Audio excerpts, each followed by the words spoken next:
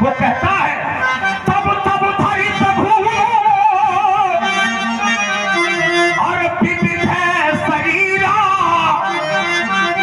तो हर ही कृपा निधि सज्जन पीरा, हर ही कृपा निधि सज्जन पीरा। और यही पीड़ा हरने के लिए निश्चय रूप में ये महापुरुष जो शंकर के महान धनुष टूट गए, इन्हीं के लिए मैं आया हूँ। अच्छी लगी। देखिए पहले भी श्लोक पढ़ा था, वो भी अच्छा लगा था, तो हमने कहा था केवल इस श्लोक को अपने जीवन में उतार दे, है ना। तो उतारना तो अलग रहा, एक चौपाई इन्होंने फिर अपने फंसा वाली पढ़ दी। कौन सी पढ़ी है ये अवस्थी जी बोले, फिर हम बताते हैं आपको। हाँ बोलिए भैया जी, बोलो। हाँ शक्ति युवाओं के पास में होती है, युक्ति वयोवृद्धों के साथ में होती है, और जब युक्ति के साथ में शक्ति का प्रयोग होता है तो फिर शक्ति का प्रयोग हो जाता है। ध्यान देना, शक्ति का योग जब युक्ति मतलब बुद्धि से, बुद्धि के साथ में यदि शक्ति का प्रयोग करोगे तो हर एक लड़ाई जीत जाओगे, और युक्ति के साथ में यदि शक्ति का प्रयोग नहीं करोगे तो तुमको पराजय का मुंह देखना पड़ेगा। आइए हमारे आपके कुछ बिंदु उठे हैं संवाद के, उनको मैं एक बार पुनः अवलोकन करता हूँ। महाराज जी ने पहले गीता के 2 श्लोक पढ़े थे और मैंने उनका बखान भी किया था, पुनरावृत्ति भी की थी, और मैं एक बार पुनः फिर पढ़ता हूँ। महाराज जी ने पढ़ा था, हमने नहीं पढ़ा था। कौन सा था श्लोक? कई उन्होंने पढ़ा था। परित्राणाय साधूनां अविनाशाय च दुष्कृतां। श्लोक बहुत अच्छा है, श्लोक हमारे पवित्र ग्रंथ गीता का है ना। और गीता में भगवान यहाँ कह रहे हैं कि परित्राणाय साधूनां, साधुओं की रक्षा के लिए, अविनाशाय च दुष्कृतां, और दुष्टों के विनाश के लिए। तो मैंने कहा था जो श्लोक पढ़ रहे हो कम से कम वो अपने जीवन में उतारेंगे, तो जो हम कर रहे हैं फिर हमको ये करने की कोई आवश्यकता नहीं पड़ेगी। तो वो तो कुछ किया नहीं, पंडित जी ने तू चौपाई ऊपर दी, ऊपर से अलग से कौन सी अभ्यासी तो इन्होंने चौपाई पढ़ी कि जब जाबो हो ये धर्म के हानि। गीता के वो श्लोक और ये चौपाइयां लगभग अर्थ एक ही है ना।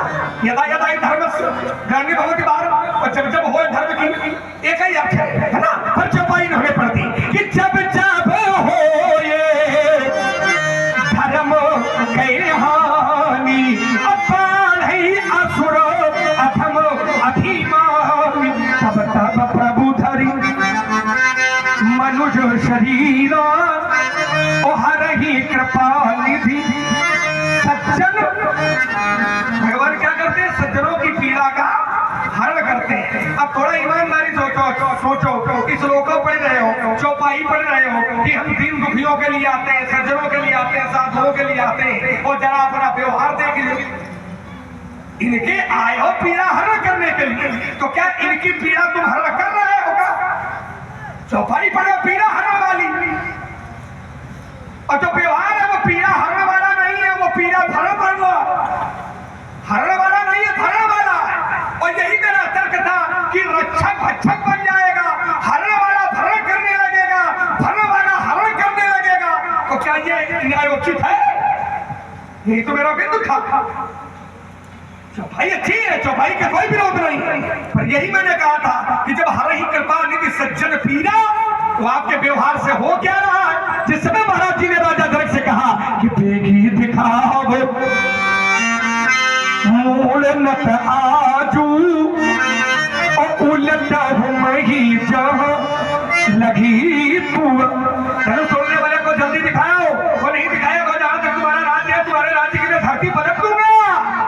और यहाँ से जिस समय यह घोषणा सभागार में उपस्थित सभी संभ्रांत जनों ने सुनी, तो शास्त्र कहता है सुर मुनि नाग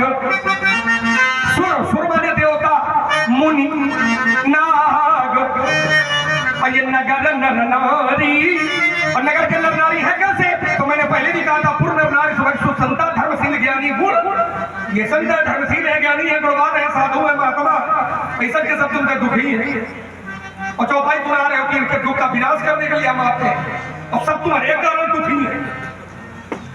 नहीं बातें मिल नहीं रही है आपस में। हंसा देखिए केवल क्रोध कर रहा है, तुमका क्रोध के आगे को समझ में आ रहा है। समाज से एक और मेरा निवेदन है, हमारे भगवान परशुराम जी को, लक्ष्मण जी को, विश्वामित्र जी को सम्मानित करते हैं, वहीं आप हमारे व्यास जी का भी ध्यान रखें। ये रात रात करते हैं, सेवा करते हैं, आखिर ये निर्माण करते हैं, तो इनको भी कहीं न कहीं होगा अपने दान करते रहे। ये मेरा हाथ जोड़ के नहीं, आपके बात का अनुमोदन होगा और आप तो इसमें प्रवीण रहे हैं, वो देखते रहे हैं कि व्यास जी की ओर आपका ध्यान विशेष होता है और होना भी चाहिए, क्योंकि व्यास केंद्र है ना। और जब केंद्र से ही अच्छी योजनाएं जब नहीं आ पाएंगी, जब व्यास से ही अच्छी संगति हम लोगों को नहीं मिल पाएगी, जब व्यास से ही अच्छे मन से कार्य नहीं हो पाएगा, तो कहीं ना कहीं से फिर वो जमीन पर उतरने वाली नहीं है। ये केंद्र है, तो केंद्र की योजनाएं अगर अच्छी है तो उनको उतारी जाए, है ना। तो आइए महाराज, मेरे कहने का अर्थ केवल इतना है कि आप कहते हो कि मैं इनके दुखों का विनाश करने के लिए आता हूँ, मैं साधु की रक्षा के लिए आता हूँ। तो जब साधु की रक्षा के लिए आए हो तो पंडित जी फिर साधु रक्षा करो, कहो न केवल करो, है ना। साधु रक्षा कहने का विषय नहीं है, करने का विषय है। और दुर्भाग्य है कि वो आपसे हो नहीं पा रहा है ना। आपने क्रोध किया, राजा दंड से कहा जहां तक तुम्हारी धरती है मैं धरती पलटा दूंगा। दूसरा तरीका ये, हम आपने कहा तोड़ने वाला अपराधी है, तोड़ने वाले ने गलत किया है। हमने कहा अगर गलत किया है तो यदि कर्ता के द्वारा कोई गलत किया जाता है तो क्या गलत कार्य होने पर सुखारे शब्द का उच्चारण संभव है? और देखिए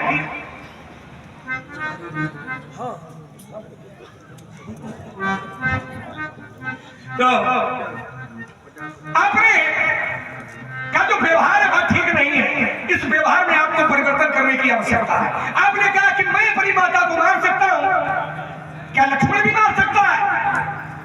संकेत जी अपने बेटे को मार सकते हैं। देखो, माता को मारना बेटे को मारना ये दोनों विषय अलग हो गए। माता को मारना बेटे के द्वारा ये गलत है, लेकिन संकेत जी के द्वारा गणेश जी को मारना ये गलत नहीं है, क्योंकि गणेश जी है बेटा और शंकर जी है पिता, तो पिता बेटे को मार सकता है, तो ये कुछ गलत नहीं है। लेकिन बेटा पिताजी का मारे यह गलत है, समझिए। तो गलत क्या है, सही क्या है? भाई माता है तो माता बेटे को मारे, ये अधिकार है माता का। गुरु शिष्य को मारे, ये गुरु का अधिकार है। पिता बेटे को दंड दे तो ये पिता का अधिकार है, इसमें गलत नहीं है कुछ। लेकिन यहीं पर अगर कहानी उल्टी हुई जाए कि चेला गुरु को निपटावे तो गलत है। लड़का माथारी का मारे तो गलत है। और यही उपदेश पंडित जी करे बैठा,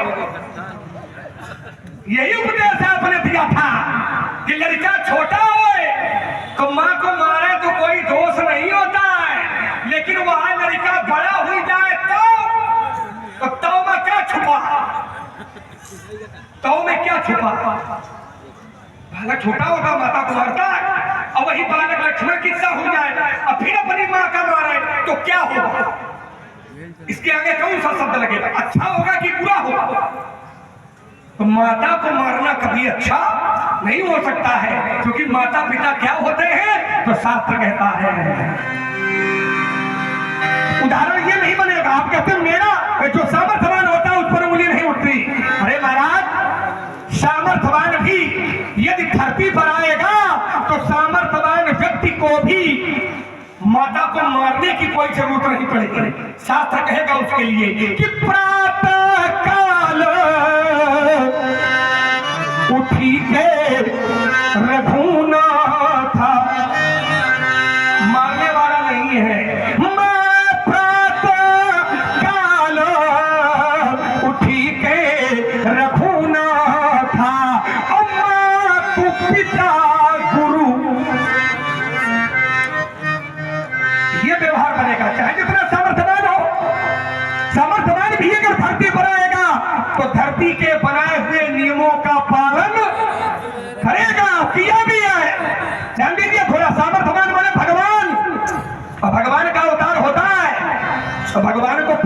कोई जरूरत थोड़ी होती है। भगवान को क्या पढ़ने की जरूरत होती है क्या?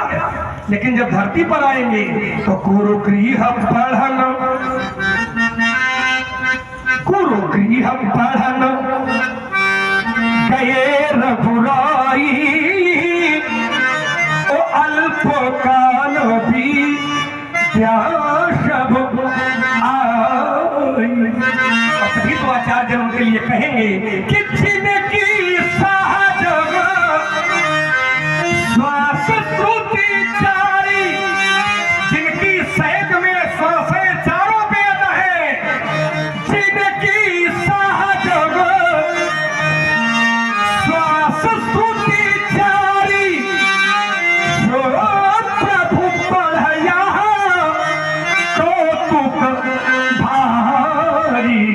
भगवान को कुछ पूछने की आवश्यकता नहीं होती है। समझिए थोड़ा, भगवान को कुछ पूछने की जरूरत नहीं होती है। अरे भगवान तो दूसरे के हृदय की बात जान जाते हैं, इसीलिए तो भगवान को अंतर्यामी कहते हैं। इसीलिए तुम पूर्ण परमात्मा, तुम अंतर्यामी, भगवान को अंतर्यामी कहते हैं। भगवान सबके हृदय की जानने वाले होते हैं, लेकिन फिर भी जब वो धरती पर आएंगे तो पूछा मुनि शिला प्रभु देखी, जैसे ही किसी विशेष पत्थर को देखा तो भगवान ने अपने गुरु जी से पूछा, गुरु जी ये शिला कैसी है? अब बताओ का भगवान का नहीं मालूम हो जाएगा। लेकिन अगर भगवान भी धरती पर आए हैं तो धरती के नियम, धरती की मर्यादा, धरती का जो व्यवहार है उसका पालन करना होगा। और तब गुरु जी बताएंगे कि गौतम नारी श्राप बस उपल देह धर धीर, और चरण कमल रज चाहती कृपा करहु रघुवीर। तो आपका जो व्यवहार है वो मेल नहीं खा रहा है। तीसरा तर्क ये, हमने कहा था महाराज जिसने तोड़ा है उसने कोई अपराध युक्त कार्य नहीं किया है, और यदि अपराध युक्त कार्य किया होगा तो जहां अपराध होता है क्या वहां सुखारे शब्द लगेगा? नहीं लगेगा। अब देखिए, यदि अपराध किया होता तोड़ने वाले ने, तो जिस समय तोड़ने वाले धनुष को तोड़ा और तोड़ करके धरती पर फेंका व्यास जी, तो शास्त्र कहता है कि करही आरती। और थोड़ा विचार करो भैया कि अगर किसी ने कोई अपराध किया हो तो आरती करने वाले की तो आरती उतारता है। अपराध करने वाले की को आरती उतारी, आरती न उतारी। और यहाँ पर करही आरती, ये पूर्ण नर नारी, पूर्व माने नगर, नगर के जो नर नारी हैं वो तोड़ने वाले की आरती उतार रहे हैं। और पंडित जी कहते हैं उसने अपराध किया है। अब ईमानदारी से चिंतन करिए, यदि उसने अपराध किया है तो अपराधी व्यक्ति की क्या कोई आरती उतारता है? अपराधी व्यक्ति की कोई आरती नहीं उतारता है। और यहाँ पर करही आरती,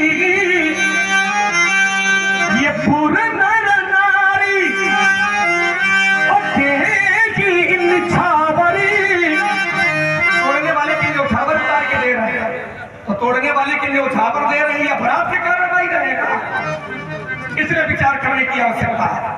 तृतीय बिंदु आपका अल्प समय में उद्घाटित करता हूं। आपने कहा लक्ष्मण ये धनुष महान है, और जनक ने परोपकार नहीं किया, जनक ने स्वार्थ किया है ना, जनक ने भी परोपकार किया है। समस्या यही है, परोपकार ही है, ये स्वार्थ नहीं है। चौपाई पर के द्वारा लाग करे सब प्रीति, सुर नर मुनि सबकी यह रीति। तो अगर इस चौपाई का अर्थ ले तो इस चौपाई में तुम भी तो हो, तुम हटे हो, इसमें आप भी हो, है ना। अगर स्वार्थ की बात करोगे तो रही बात, जनक ने स्वार्थ किया है, स्वार्थ के वशीभूत संकट जी का धनुष तोड़वाया है, तो ये आपकी कोरी कल्पना है। जनक ने कोई स्वार्थ नहीं किया है, तोड़ने वाले ने भी कोई स्वार्थ में धनुष का खंडन नहीं किया है, तोड़ने वाले ने भी परमार्थ किया है, और जनक जी ने भी परमार्थ किया है। इसीलिए त्रैलोक प्रसन्न है, देवता प्रसन्न है, महात्मा प्रसन्न है, साधु प्रसन्न है, संत प्रसन्न है, धर्मशील प्रसन्न है, या गोवल्क प्रसन्न है, विश्वामित्र जी प्रसन्न है, सतानंद प्रसन्न है। केवल दुखी आत्मा हो तो वही केवल आप हो। तो इस दुखी आत्मा की शांति है तो भगवान से प्रार्थना करते हैं, भगवान तुम्हारी आत्मा का शांति दे, हमारी आत्मा को शांति दे और तुम्हारी आत्मा को अशांति दे। अंदर जगाओ, कैमरा बंद हो गया। और कहिए तो उत्तर हुआ भाई हमारी आत्मा को शांति, लक्ष्मण की आत्मा को शांति। तो आइए इसको तर्क को जवाब देखे लेते हैं। कई आरोप इन्होंने हमारे ऊपर लगा दिए और इसको आरोप ही मानेंगे। देखो सबसे पहले तो तुमने ये कहा कि परशुराम जी इसमें जनक का स्वार्थ नहीं है, ये परमार्थ है ना। अगर जनक का स्वार्थ ना होता तो सीता को प्रसन्न होना चाहिए। भाई राजा जनक ने जो प्रण किया है उस प्रण से सीता को प्रसन्न होना चाहिए। सीता दुखी है, थोड़े दुखी है। नख सिख देखी अमुख कै शोभा, असुमरी पितापन मन अपिछोभा। सीता को अंदर से कष्ट है। भाई जो पुत्री अपने पिता के किए गए प्रण से दुखी है तो सबसे पहले ये विचार करो कि ये परमार्थ कैसे हो सकता है। सीता जैसी कन्या अपने पिता के